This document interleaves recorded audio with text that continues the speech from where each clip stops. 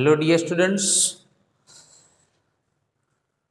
આજના લેક્ચરમાં આપણે નવું ચેપ્ટર સ્ટાર્ટ કરવા જઈ રહ્યા છે। ચેપ્ટરનું હેડિંગ છે પરમાણુઓ।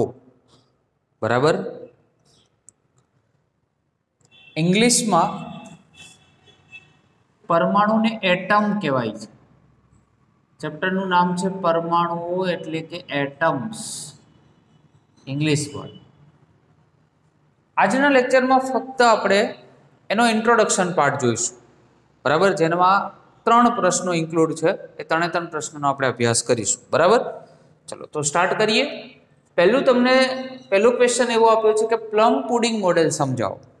पहला तो प्लम एटले शुं? अहींया एक मैं आकृति दोरेली है। प्लमनो मीनिंग एवो थाय कि कोई एवी दळदार कोई एवुं फ्रूट के जेनो आजुबाजुनो भाग ए कोई द्रव्यथी भरेलो छे। बराबर, फ्रूटनी अंदर तमे जोयुं हशे।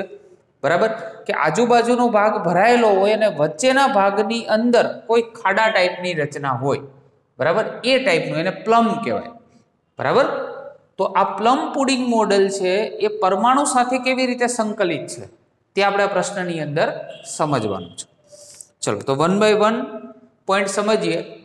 तो विविध तत्वोना परमाणुओ ऋण विद्युत भारित घटको धरावे छे। पहलो पॉइंट एवुं छे कि दरेक तत्व होय, बराबर, एने परमाणुओ होय। तो विविध आवा तत्वोना जे परमाणुओ छे एनी अंदर ऋण विद्युत भारित घटको होय छे। आपणे जाणीए छे कि ऋण विद्युत भारित घटको होय तो एने आपणे इलेक्ट्रॉन्स कहीए छे। बराबर, तो आ बधा ज घटको, बराबर, बधा ज परमाणुओ माटे एक समान छे। बराबर, आ मॉडल अनुसार एवं कहेवामां आव्युं कि आ जे बधा ज घटको छे एवा कोई बी तमे परमाणुओ लई लो। बराबर, बधा ज परमाणु ए बधा माटे केवा छे? एक समान छे। त्रीजो पॉइंट छे, बधा परमाणुओ ऋण विद्युत भारित घटक होवा छतां बधा परमाणुओ विद्युतीय रीते तटस्थ छे। हवे आम तो कोई बी वस्तु, बराबर, फिजिक्सनी अंदर आपणे तटस्थ एवो शब्द वापरीए तो धन अने ऋण आ बंने ज्यारे मर्जिंग करीए त्यारे एने आपणे तटस्थ तरीके गणता होईए छीए। परंतु अहींया तो फक्त एवुं ज कीधुं छे कि ऋण विद्युत भारित घटको धरावे छे दरेक तत्वोना परमाणु। तेम छतांय ए तटस्थ केवी रीते होई शके? बराबर, तो नीचेनी संकल्पना आगळ आपेली छे कि बधा ज परमाणुओ विद्युतीय रीते तटस्थ छे अने एना पछीनो पॉइंट छे कि आथी ऋण विद्युत भारने तटस्थ करवा माटे कयो वीजभार जोईए? धन वीजभार। तो धन विद्युत भारित होवा जरूरी छे। बराबर, तो आ समझवा माटे थॉम्सने परमाणु मॉडल समजाव्युं जेने प्लम पुडिंग मॉडल कहे छे। खास ध्यान राखजो, आ मॉडल छे ने प्लम पुडिंग मॉडल कहे छे। એટલે આમ તો જોવા જઈએ ને તો શરૂઆતનું જે ફોકસ હતું ને એ ઋણ વીજભાર પર હતું, પણ પછી ખબર પડી કે ભાઈ બધા જ પરમાણુઓ ઋણ વીજભારિત હોવા છતાંય પરમાણુ તો વિદ્યુતની દ્રષ્ટિએ કેવો છે? તટસ્થ છે। તો ઋણ વીજભારને તટસ્થ કરવા માટે કોની જરૂર પડે? ધન વીજભારની। એટલે ધન વીજભારની હાજરીની જરૂર પડે। बराबर, हवे आ बंनेनुं कॉम्बिनेशन लई अने थॉम्सने एक पोतानुं परमाणु मॉडल रजू कर्युं जेने प्लम पुडिंग मॉडल कहेवामां आवे छे। बराबर,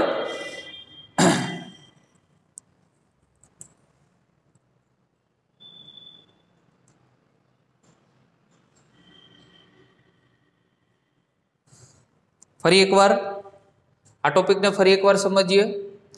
आथी ऋण विद्युत भारने એટલે આ ઋણ વિદ્યુત ભારને તટસ્થ કરવો છે તો શું જોઈએ? અહીંયા ધન વીજભાર। બરાબર, અને જો આ બંનેનું કોમ્બિનેશન થાય તો જ તમને પરમાણુ છે એ તટસ્થ તરીકે વર્તે એવું આપણે રજૂ કરી શકીએ।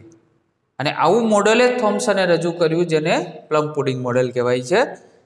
પરમાણુનો ધન વિદ્યુત ભાર પરમાણુના સમગ્ર કદમાં નિયમિત રીતે વિતરિત થયેલો હોય છે. આપણે જે ધન વીજભારની વાત કરીએ છીએ, જે તટસ્થ કરવા માટે જે વાપર્યો એવો ધન વીજભાર એ પરમાણુમાં સમગ્ર કદમાં, આ સમગ્ર કદની અંદર નિયમિત રીતે વિતરિત થયેલો હોય છે, એક સરખો વિતરિત થયેલો હોય છે.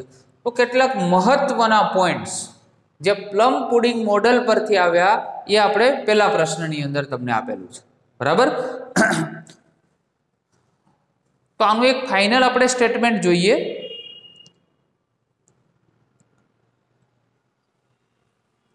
ઉપરની સાઈડ જેમ અહીંયા જે આકૃતિ દોરેલી છે તરબૂચ.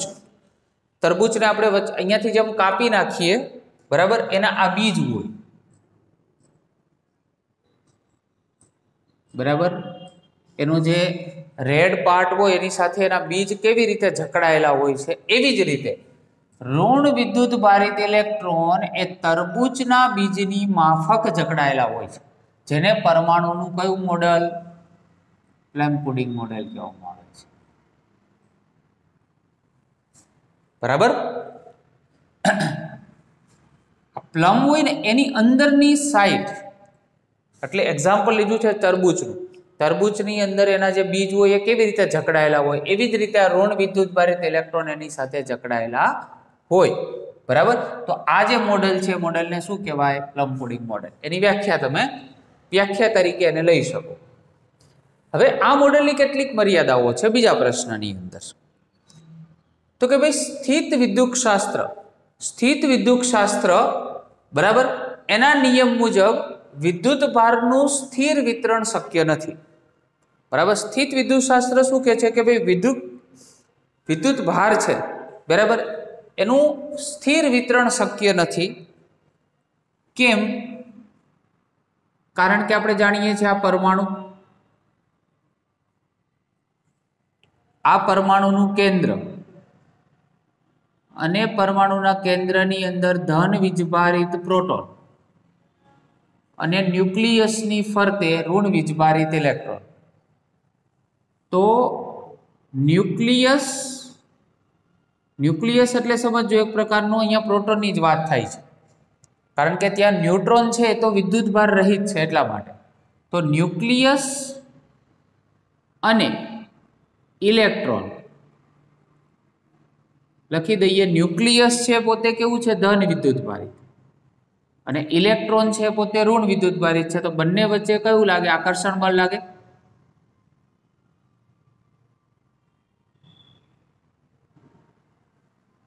આ કેમ સ્થિર વિતરણ શક્ય નથી એ સમજાવે છે કે પરમાણુની અંદર, પરમાણુના કેન્દ્રમાં ન્યુક્લિયસ એટલે કે ધન વીજભાર અને ઇલેક્ટ્રોન એટલે કે ઋણ વીજભાર, એના વચ્ચે આકર્ષણ બળ અનુભવાય છે. બરાબર. જેથી આ બંને જે કણ છે, બરાબર, એ એક જગ્યાએ કોઈ જગ્યાએ સ્થિર રહી શકે નહીં. આ પહેલો પોઈન્ટ છે, એની પહેલી મર્યાદા. નંબર સેકન્ડ, તાપમાન અનુસાર, એટલે કે જો તાપમાનની વધઘટ થાય તો દ્રવ્ય એ વિદ્યુત ચુંબકીય વિકિરણોનું ઉત્સર્જન કરે છે, જેમાં ઘણી તરંગ લંબાઈઓનું સતત વિતરણ હોય. જોકે તેની તીવ્રતા જુદી જુદી હોય છે. તરંગ લંબાઈઓ કેવી? ઘણી બધી તરંગ લંબાઈઓ જુદી જુદી, λ1, λ2 એવી ઘણી બધી તરંગ લંબાઈઓ હોય. સાથે સાથે એની તીવ્રતા પણ બધાની કેવી હોય? જુદી જુદી હોય. એક સરખી તરંગ લંબાઈનું કોઈ વિકિરણ ઉત્સર્જિત થતું નથી. એટલે તાપમાન અને વિદ્યુત ચુંબકીય વિકિરણ, એવું તમે યાદ રાખી શકો. નેક્સ્ટ છે કે ઓછી ઘનતાના વાયુને ગરમ કરતા ચોક્કસ તરંગ લંબાઈના જ વિકિરણનું શું કરે છે? ઉત્સર્જન. હવે જેની ઘનતા ઓછી હોય એવો કોઈ વાયુ આપણે લઈ લઈએ. બરાબર. ઘનતા કેવી હોય? ઓછી હોય એવા વાયુને ગરમ કરતા. ઘનતા ઓછી હોય એટલે સૂત્ર છે આપણી પાસે, ઘનતા બરાબર દળ ભાગ્યા કદ. ઘનતા ઓછી તો એનું કદ કેવું હશે? વધારે હશે. બરાબર. હવે જેનું કદ વધારે હોય, ઘનતા ઓછી હોય, તો એવા વાયુને જેવો આપણે ગરમ કરીએ, એટલે કે એનું તાપમાન જો બદલીએ, તાપમાનનો ફેરફાર કરીએ, તો આમાંથી આપણે ફિક્સ્ડ વેવલેન્થ એટલે કે ચોક્કસ તરંગ લંબાઈ છે એનું વિકિરણનું શું થાય? ઉત્સર્જન થાય. બરાબર?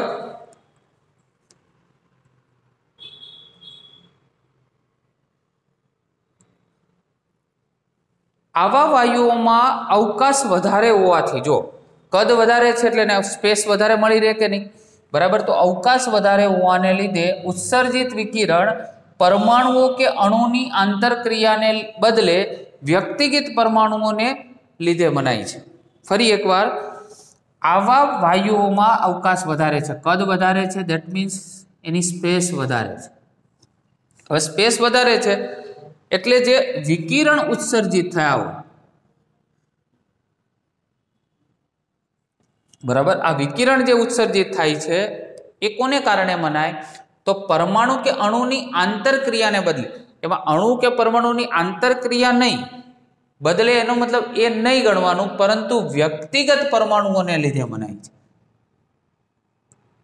ઇન્ડિવિજ્યુઅલ પરમાણુને, એની આંતરક્રિયાને લીધે આ વિકિરણ ઉત્સર્જિત થાય છે એવું મનાતું નથી. આનો મિનિંગ એવો થાય. બરાબર. સૌથી લાસ્ટ, દરેક તત્વ સાથે વિકિરણનો લાક્ષણિક વર્ણપટ સંકળાયેલો હોય છે. દરેક તત્વ છે એનો પોતાનો ઇન્ડિવિજ્યુઅલ એક લાક્ષણિક શું હોય? વર્ણપટ હોય, વર્ણપટ રેખા હોય દરેક. બરાબર. તો ફરી એકવાર, પહેલામાં તમે સ્થિત વિદ્યુત શાસ્ત્ર યાદ રાખી શકો, બીજામાં તાપમાન બદલાય એ પ્રમાણે વિદ્યુત ચુંબકીય વિકિરણોનું ઉત્સર્જન થાય છે, અને તરંગ લંબાઈનું સતત વિતરણ હોય પરંતુ તીવ્રતા જુદી જુદી હોય. ઓછી ઘનતાવાળા વાયુને ગરમ કરો તો ચોક્કસ તરંગ લંબાઈનું જ વિકિરણનું ઉત્સર્જન થાય, અને આવા વાયુઓમાં અવકાશ કેવો હોય? વધારે હોય. એટલે કે અણુ અને પરમાણુની આંતરક્રિયાને બદલે નહીં, પરંતુ ઓનલી જે પરમાણુ છે ફક્ત એના કારણે જ એ વિકિરણ ઉત્સર્જિત થાય છે તેવું માની શકાય. અને દરેક તત્વ સાથે વિકિરણનો શું હોય? એક લાક્ષણિક વર્ણપટ હોય.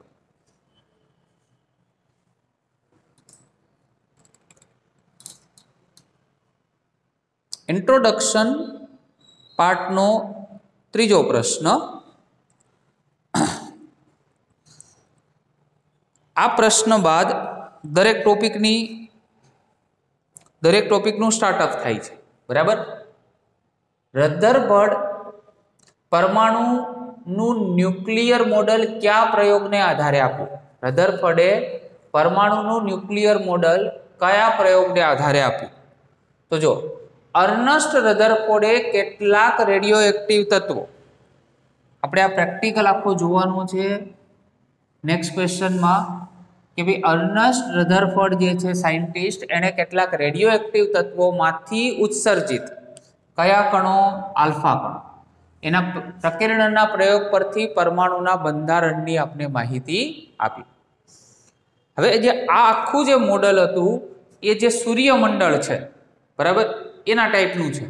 તો સૂર્યમંડળની અંદર શું છે કે સૂર્ય કેન્દ્રમાં છે અને ગ્રહો શું કરે છે? એની આસપાસ ગતિ કરે છે. બરાબર. તો સેમ આમાં પણ એવું છે કે વચ્ચેની સાઈડ પરમાણુનું કેન્દ્ર, કે જેને આપણે ન્યુક્લિયસ કહીએ છીએ, એ વચ્ચે છે, અને ઋણ વીજભારિત ઇલેક્ટ્રોન શું કરે છે? એની આસપાસ ગતિ કરે છે. એટલે આ મોડેલ છે ને એને પ્લેનેટરી મોડેલ પણ કહેવામાં આવે છે. પ્લેનેટ એટલે ગ્રહ, ગ્રહોને દર્શાવતું આખું મોડેલ, એટલે એને પ્લેનેટરી મોડેલ પણ કહેવામાં આવે છે. તો જો, આ મોડેલને સૂર્યમંડળના સૂર્યની આસપાસ ગ્રહો જેમ પરિભ્રમણ કરે છે તેમ પરમાણુના સૂક્ષ્મ કેન્દ્ર પર પરમાણુનું સમગ્ર દળ કેન્દ્રિત થયેલું હોય છે, જેને આપણે શું કહીએ છીએ? ન્યુક્લિયસ. જ્યાં બધું જ પરમાણુનું સમગ્ર દળ શું થયેલું હોય? કેન્દ્રિત થયેલું હોય. તો તેના પર સમગ્ર ધન વિદ્યુત ભાર કેન્દ્રિત થયેલો હોય છે, અને ઋણ વિદ્યુત ભારિત ઇલેક્ટ્રોન શું કરતા હોય? એની આસપાસ, આ ન્યુક્લિયસની આસપાસ પરિભ્રમણ કરે, જેને પરમાણુનું એ વાત કરીએ પ્રમાણે પ્લેનેટરી મોડેલ કહેવામાં આવે છે. ખ્યાલ આવે છે? અથવા રધરફર્ડનું ન્યુક્લિયર મોડેલ પણ કહે છે. આના બે નામ છે. બરાબર. સિમ્પલ છે. અત્યાર સુધી આપણે જે ભણતા આવ્યા છીએ, બરાબર, એ જ ટોપિક પર છે. કે પરમાણુનું સમગ્ર દળ ક્યાં કેન્દ્રિત હોય? ન્યુક્લિયસ આગળ, અને ઇલેક્ટ્રોન, ઋણ વિદ્યુત ભારિત ઇલેક્ટ્રોન એની આસપાસ પરિભ્રમણ કરતા હોય, બરાબર. અને આખું જે આ મોડેલ છે ને સૂર્યમંડળ છે, જેમાં સૂર્ય કેન્દ્રમાં અને ગ્રહો એની આસપાસ ગતિ કરે છે, એની સાથે સરખાવ્યું એટલે એને પ્લેનેટરી મોડલ અથવા રધરફોર્ડનું ન્યુક્લિયર મોડલ પણ કહેવામાં આવે છે, બરાબર. આમ છતાં પરમાણુઓ અમુક નિશ્ચિત તરંગ લંબાઈનો જ પ્રકાશ કેમ ઉત્સર્જિત કરે છે તે સમજાવી શક્યું નહીં. આ પરમાણુઓ છે અમુક ફિક્સ તરંગ લંબાઈઓ જ કેમ ઉત્પન્ન કરે છે, બરાબર. એ આ મોડલ ના સમજાયું. એટલે આ મોડલ પણ મહદ અંશે કંઈક ફેલ રહ્યું છે. એટલે એની મર્યાદાઓ બે તમને આપેલી છે કે ભાઈ હાઇડ્રોજન કે અન્ય અણુઓની પ્રાયોગિક વર્ણપટ રેખાનું ઉદ્ગમ એટલે જ્યાંથી એ ઉત્સર્જિત થયું હોય એનો સ્ત્રોત, બરાબર, એ આ મોડેલ નથી સમજાવી શકતું, બરાબર. બીજું, પાતળા ધાતુના પતરામાંથી મોટા કોણે પ્રકિરણ સમજાવી શકતું નથી. મોટા કોણે એટલે મોટો ખૂણો મળતો હોય, બરાબર, અને પ્રકિરણ પાછું ફરતું હોય, બરાબર, અથડાઈને પાછું ફરતું હોય પણ ખૂણો મોટો બનતો હોય, એનો પ્રકિરણ કોણ મોટો થતો હોય, તો એવું લોજિક આ મોડેલ સમજાવી શકતું નથી. એની પણ આ બે મર્યાદાઓ છે, બરાબર. તો આજના લેક્ચરની અંદર આ 3 પ્રશ્ન છે એ ઇન્ટ્રોડક્શન પાર્ટ છે, બરાબર. એના પછી એક્ચ્યુઅલ ચેપ્ટર છે, એના બધા પ્રશ્નો બેટા આપણે ચાલુ થાય છે. આપણે નેક્સ્ટ લેક્ચરમાં એનો અભ્યાસ કરીશું. Okay, thank you very much.